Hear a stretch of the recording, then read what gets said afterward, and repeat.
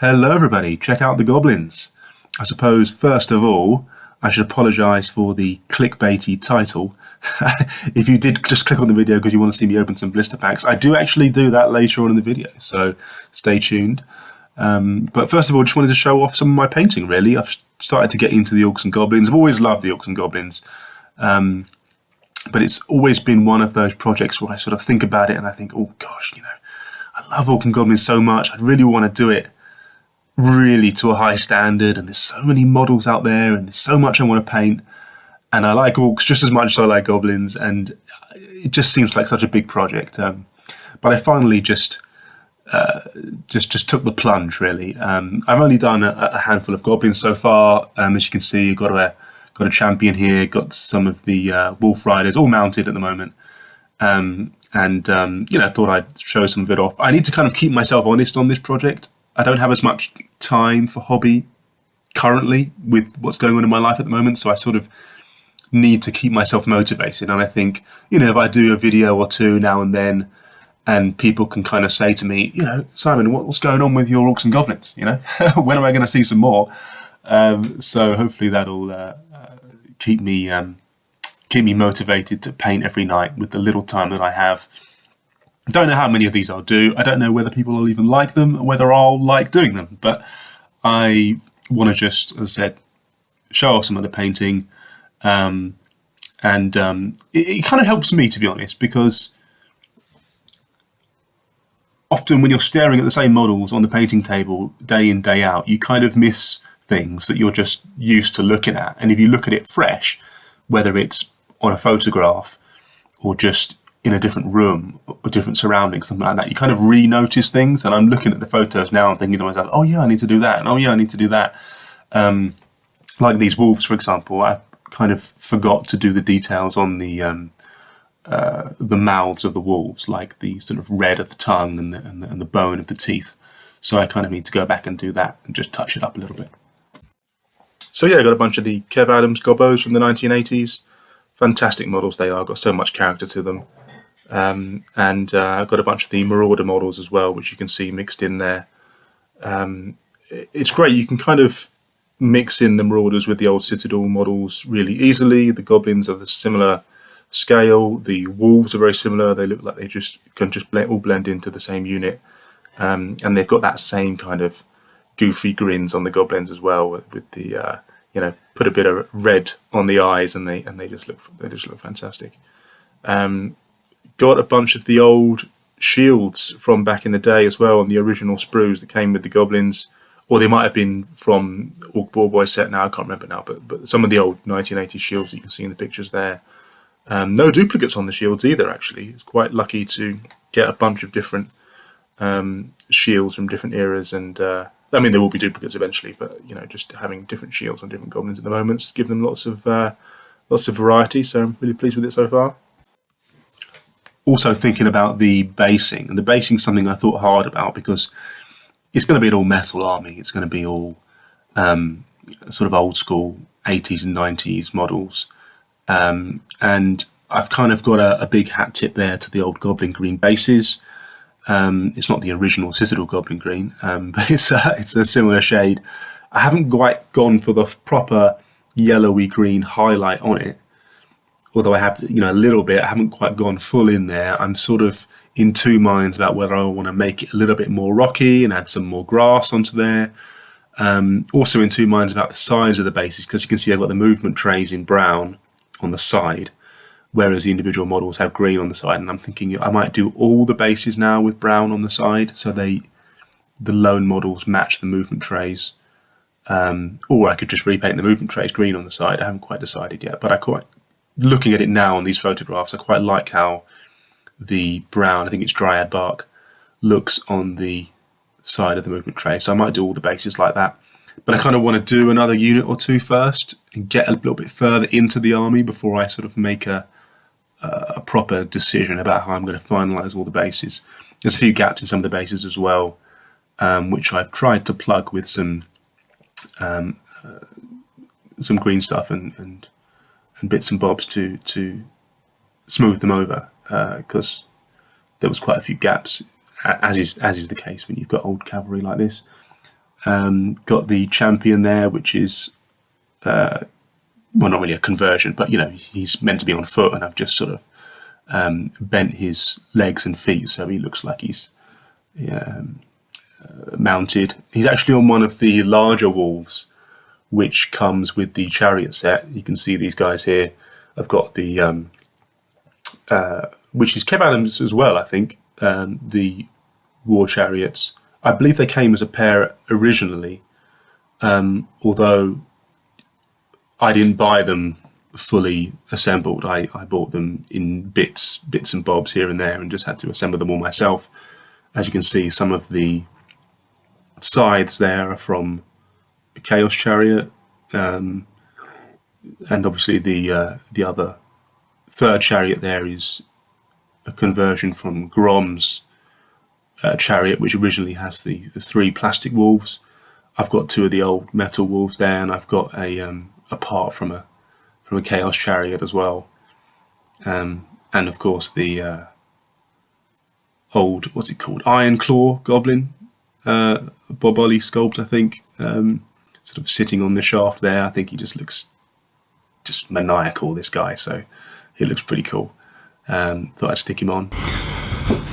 So let's get into the Savage Orcs. So obviously I was born in the 1980s and got into Warhammer in the 1990s, and therefore when I think Savage Orcs, I think of these models here, which is my little collection that I've been building up over the past few months. There's other iterations of Savage Orcs. There's the ones before this, which had a kind of punky style, and they all had kind of hairdos, and they were a bit smaller and slimmer than these Marauder models. There were the ones that came afterwards, I think around the 6th edition. I've got a few of those here, I think, of these guys. And these guys are sort of more your classic big uns, more your Savage Orc big un, because they do, size-wise, have a bit more, as you can see, taller, bigger, in kind of all respects. But I am going to be doing a regiment primarily over these ones. I think they've got great character to them. The big thing, of course, is that they do have shields, which is a bit, I mean, I think they look fantastic with the shields, and I will be doing them with the shields, although it is a bit unfortunate because in 8th edition, which I play, 8th edition, I mean, I like using the old metal models with 8th edition. Those of you who see my Dwarf army will know all about that already. But they are much better with 2-hand weapons, or even with bows, instead of the hand weapon and shield in 8th edition. But I'll be doing the models with the shields anyway, and hopefully my opponent won't worry too much about which weapon I'm arming them with, because I'm going to give a bunch of different models in the unit anyway. I'll have some of these archers, which are just, I think, are lovely models as well. Great detail on them. Can't wait to get these painted up, and to do the war paint as well, which, I mean, I remember some of the artwork, if you go back to the old 4th edition book and you look at some of those white dwarfs and the really bright war paint you see on these guys, it just looks amazing. And I'm going to try my best to get to that sort of style where they've got their really bright green goblin green skin, highlighted with a sort of yellowy green to give that really kind of bright skin colour, which is kind of totally unrealistic. It looks like they're about to photosynthesize at any moment. And the bright goblin green bases as well, to really sort of bring back that 4th edition style to it. I'm not particularly loyal to the 4th edition models. I want to just pick whichever models I think look best for each unit, and as you'll see with my goblins, I've got 3rd edition models there which I think look fantastic. These will be 4th, and perhaps I'll be different iterations of models which are for other units. We'll see. Let's have a look at a few of these models in a bit of detail then, before I open these blister packs. So we've got that boss that I just showed you, another big boss here. He's a big chap with the 2 clubs. He looks great as well. definitely going to have him in the unit at some point, although I've got a dilemma because I like both of these models equally well. I think there's another 2 big bosses as well, one with double hand weapons, and a 4th one, I can't remember. I don't have those currently. And I've got this Shaman as well, which is just a lovely model. Let's see if we can focus on him. We're going to focus, there we go. He's got to be in the unit at some point. On the front rank there. Just love that model. And I've got this drummer. And he looks lovely as well.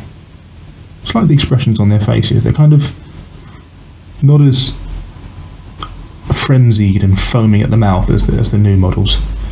And of course they've got shields, and they look more like a regiment of savages. Less savage than your current savages, if you know what I mean. But that's the style I'm going for. And of course I've got a few of these spearmen as well. Let's get a few of these in my hand.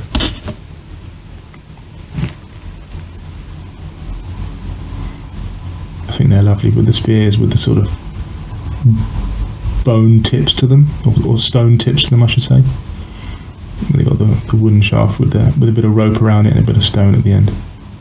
Lovely.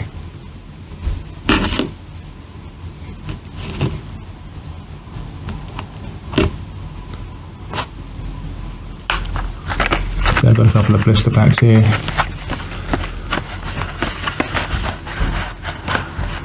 Which I'm going to open. Probably worth a lot on eBay these days. It's funny how one of them's got 4 and the other one's only got 3. You can see the inflation in real time there. Well, let's have a look at the back. So this one, as you can see in the bottom there, is 1995, and this one is 1997. So in that 2-year period, you've lost a Savage Orc for your £5. They both still have the £5 tag on them, which is quite cool. But I guess these days they'd probably be about £5 a model on eBay, because it's a sealed blister pack. Perhaps add another tenner on there, perhaps 30 quid or something for this, depending on the time of year. Probably a bit of a lull on eBay at the moment with the what's going on in the economy. And yeah, I do intend to use these shields as well. As I said, they don't come with, the recent shields come with the iconography. I've got a bunch of these. So these are the shields I plan to use. These are the more modern day ones. And if I can get the camera to focus on it. No, you got a focus camera? Let's put my hand behind it, there you go. Where you've got an option of a few symbols, but it means it's a bit lumpy because that bit is kind of sticking out of the shield, and the actual shield has a kind of a ridge around the side. I think that's the front of the shield, isn't it? Yeah, that's the back. So the actual shield has a bit of a ridge around the side, and you can put the icon in the middle. But I will want to sort of freehand a few of them as well, just to kind of, for the sake of nostalgia, I guess. But just having a few freehand shields with a bit of different designs on them. Perhaps I can do like a snake or some other animals or something, rather than just the bones and the skulls. But the majority of them will have bones and skulls and things. I've got a few of these old shields as well. Oh, these are more new ones where they've got the bits hanging off them. What else we got here? Yeah, some other skull, crossbones, things like that. So I'll try and get a variety of different shields. Let's open some of these blisters then. No need to sell it on eBay. Let's get them open. That's what it's for, isn't it?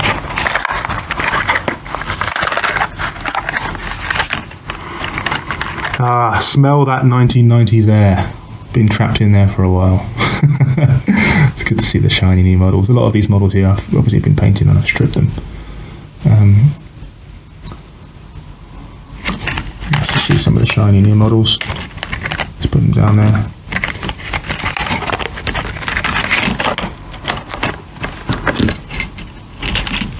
So yeah, so these shields are just the more basic ones.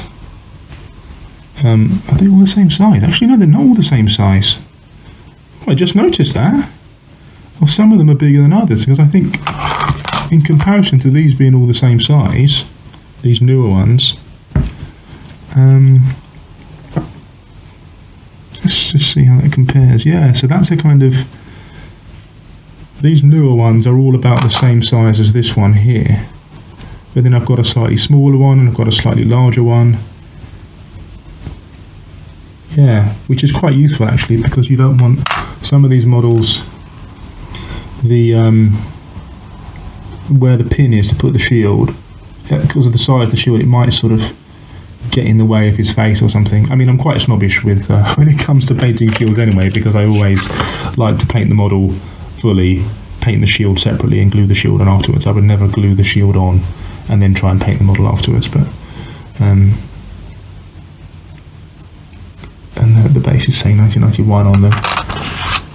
Let's open this other pack.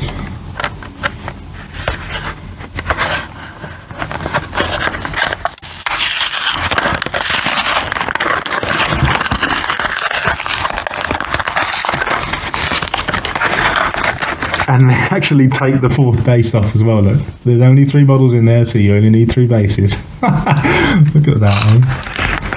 With the bright red foam. Get that out of the way. Yeah, and you've got 3 shields. Again, different sizes on the shield, which is cool.